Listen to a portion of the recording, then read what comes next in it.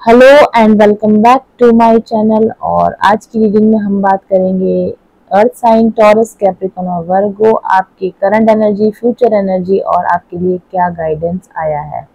तो सबसे पहले हम बात करेंगे आपकी करंट एनर्जी की। आपके लिए जो कार्ड्स आए हैं वो हैं princess of swords, death card and Prince of cups card. Death card और पहला कार्ड आपके लिए आया था princess of swords card, death card and Prince of cups card. आपकी फ्यूचर एनर्जीज पे जो कार्ड आए हैं वो हैं three of wands card, five of wands card, लेकिन वो रिवर्स में आया था, और उसके साथ में है मैजिशियन कार्ड। और आपकी गाइडेंस के लिए जो कार्ड आए हैं,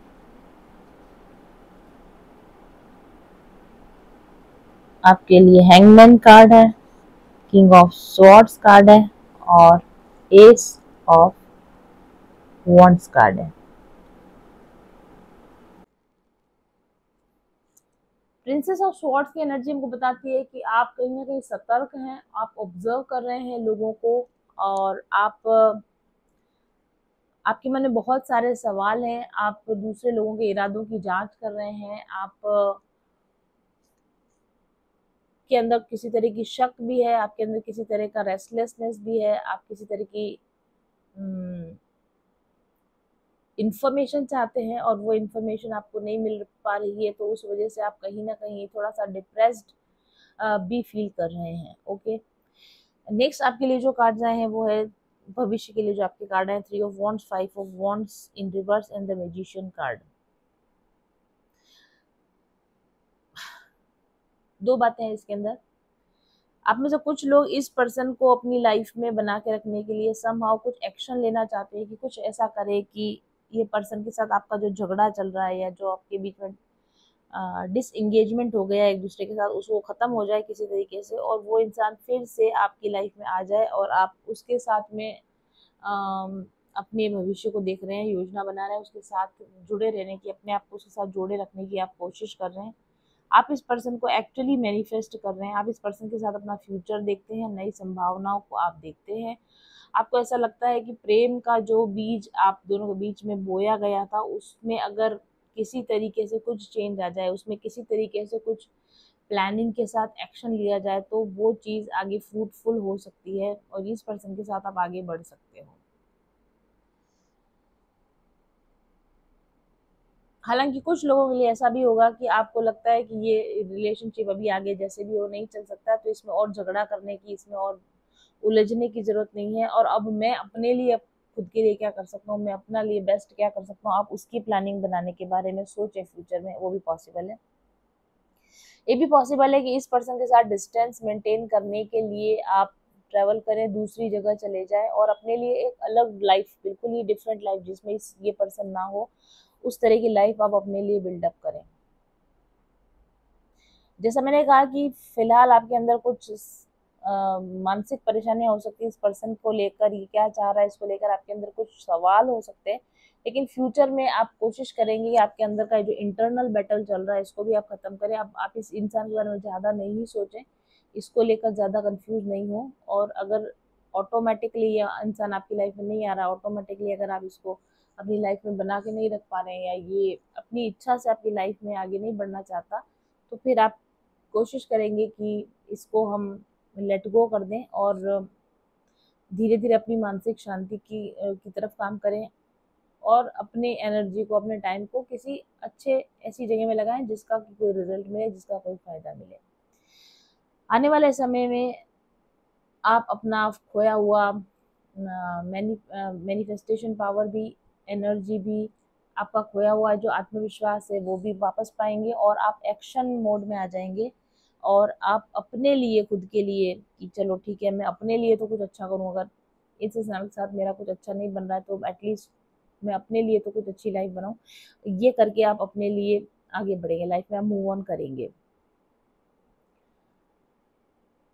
भविष्य के लिए भी आपको एक लेसन मिल चुका है कि किस तरह के लोगों के साथ आपको एंगेज होना है, किस तरह के लोगों के साथ आपको एंगेज नहीं होना है। तो फ्यूचर में ऐसा होगा कि आपके दूसरे लोगों के साथ इस तरीके के रिलेशनशिप में इस तरीके की टर्मोइल्स नहीं आएंगे जैसा कि इस पर्सन के साथ आपके टर्मोइल्स आए। गाइडेंस की अगर हम बात करें तो हैंगमैन कार्ड है आपके लिए, किंग ऑफ स्वॉर्ड्स कार्ड है, एस ऑफ वॉन्ड्स कार्ड है आपके लिए। आपको कहा जा रहा है कि किसी भी नतीजे पर पहुंचने से पहले अपना पूरा समय लीजिए, आराम से नतीजे पर पहुंचिए, चीज़ों को नए दृष्टिकोण से देखिए। कुछ चीज़ें हमारे लिए ना होना ज़्यादा बेटर है, होने की वजह ना हो। हमको ऐसा लगता है कि कोई चीज़ हमारे लिए नहीं हो पाई तो हमें लगता है नुकसान हुआ, शायद उसका ना हो पाना ही हमारे लिए फ़ायदेमंद था।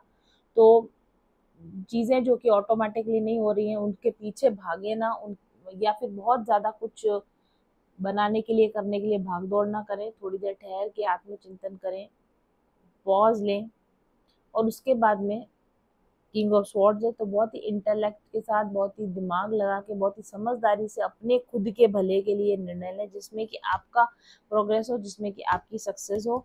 इस और अपने गोल्स के पीछे भागें, अपने गोल्स को अचीव करने के लिए डिसीजंस लें। भावनाओं में बह के डिसीजन ना लें, तर्क और विवेक शक्ति के द्वारा आप अपनी लाइफ में डिसीजंस लें। अपनी बाउंड्रीज को स्पष्ट करें कि कौन लोग आपकी लाइफ में रहने चाहिए और कौन लोग आपकी लाइफ में नहीं रहने चाहिए। बहुत ईमानदारी और स्पष्टता के साथ स्पष्ट लक्ष्य लेकर आपको आगे बढ़ने की जरूरत है। एस ऑफ वॉन्ड्स कार्ड ये बताता है कि आप अगर अब अनमोटिवेटेड फील कर रहे हैं, अनइंस्पायर्ड फील कर रहे हैं, तो कुछ ऐसी चीज़ों को परस्यू कीजिए जिससे आपका मोटिवेशन बना रहे, जिसकी वजह से आपका इंस्पिरेशन बना हुआ रहे। पैशन, आपका खोया हुआ पैशन किसी तरीके से आप वापस गेन कर सके, उसके लिए आप कोशिश करें। चाहे करियर हो या रिलेशन हो, एस ऑफ वॉन्ड्स एक न्यू स्टार्ट की ओर संकेत करता है। तो अगर कोई पास्ट रिलेशन या कोई भी पास्ट ऐसी चीज़ है जो कि आपको लगता है कि अब आगे आपकी लाइफ में नहीं बनी रह सकती, तो नई करियर के लिए, नए रिलेशनशिप के लिए फोकस कीजिए। नए फ्रेश स्टार्ट का कार्ड है, तो आपको आपका ध्यान पुरानी चीज़ों पर जो नई खराब हो गई या नहीं चल रही है उसकी बजाय नए को मैनिफेस्ट करने पे आपका ध्यान होना चाहिए। Overall earth sign Taurus, Capricorn और वर्गो, इस समय में मुझे लगता है कि आप एक तरह के भावनात्मक बदलाव से गुजर रहे हैं। आप सेल्फ एनालिसिस का काम कर रहे हैं, और जो काम आप अभी इस वक्त कर रहे हैं, जिस तरह की सेल्फ इंक्वायरी आप इस समय में अभी कर रहे हैं, उससे आप फ्यूचर में अपने सपनों को हकीकत में बदलने की दिशा में डेफिनेटली जा पाएंगे। फ्यूचर में आप अपने अंदर की शक्ति को डेफिनेटली पहचान पाएंगे। आपको थोड़ा ठहर कर, सोच समझ कर, समझदारी के साथ कदम उठाने की जरूरत है, और जब समय आएगा तो पूरी ताकत के साथ आप अपनी लाइफ में एक न्यू स्टार्ट कर सकते हैं।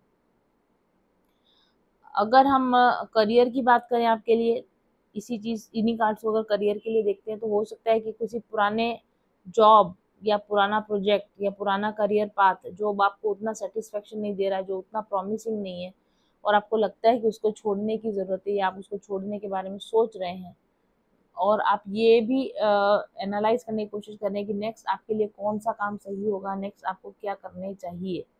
तो थोड़ा सा बैठकर आप अपने लिए विचार कीजिए कि आप कौन सा करियर पाथ चुनना चाहते हैं। अगर कोई नया जॉब ऑफर आपके पास में है, कोई नया स्टार्टअप प्रोजेक्ट आपके पास में है,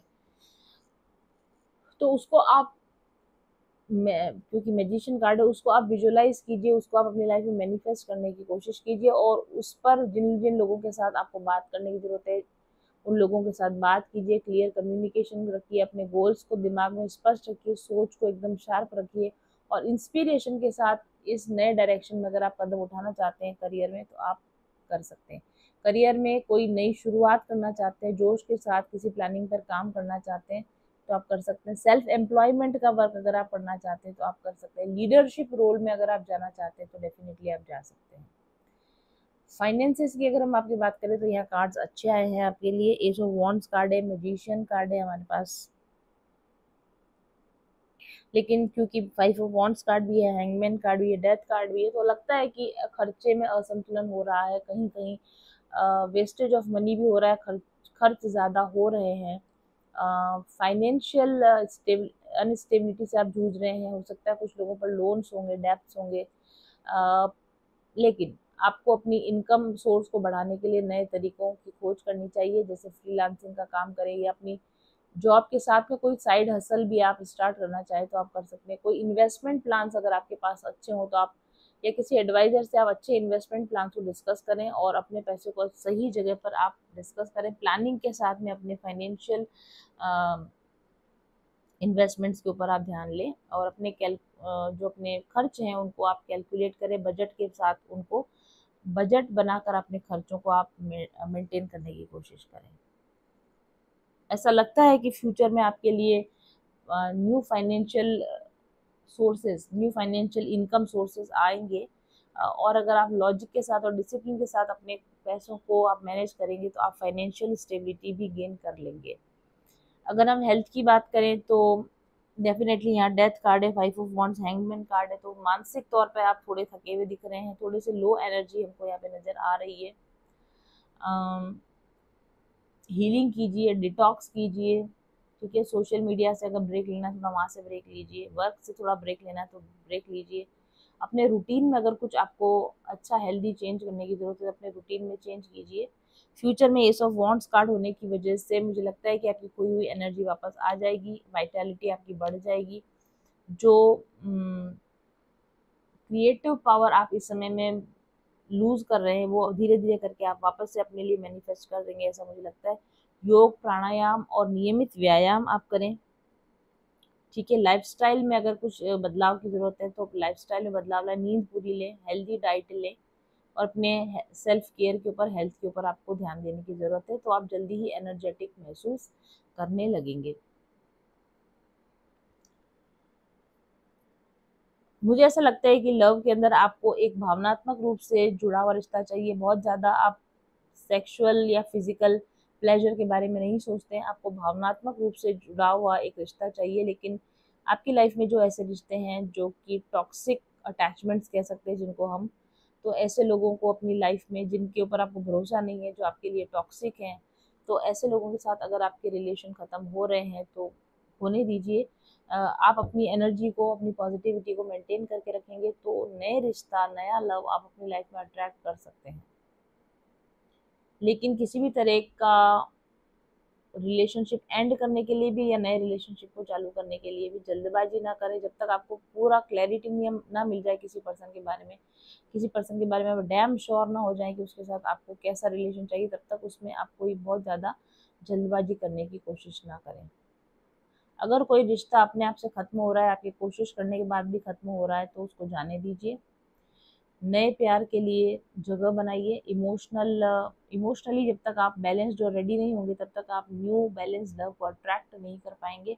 इसलिए आप इमोशनली हील होने की, इमोशनली बैलेंस होने की कोशिश कीजिए ताकि आप इमोशनली बैलेंस प्यार को अपनी तरफ आकर्षित कर सकें। करियर में बदलाव दिख रहा है हमें यहाँ पे, न्यू लव रिलेशनशिप भी आपके लिए यहाँ आने को दिख रहा है। फाइनेंसेस में भी आने वाले समय में सुधार की संभावना दिख रही है। तो ओवरऑल भले ही अभी इस वक्त में आप थोड़ा सा लो फील कर रहे हो या स्ट्रगल कर रहे हो, लेकिन समझदारी के साथ स्टेप अगर आप लेते जाएंगे और थोड़ा सा सेल्फ एनालिसिस के द्वारा और सही सोच के द्वारा, सही गोल्स मेंटेन करके, सही एनर्जी के साथ शुरुआत करेंगे तो आपकी हर लेवल में, हर जगह पर एक नई शुरुआत हो पाएगी। करियर में भी हो पाएगी, फाइनेंसेस में भी हो पाएगी, हेल्थ में भी हो पाएगी और लव में भी हो पाएगी। तो ये थी reading earth sign, Taurus, Capricorn और वर्गो के लिए। Thank you very much for watching.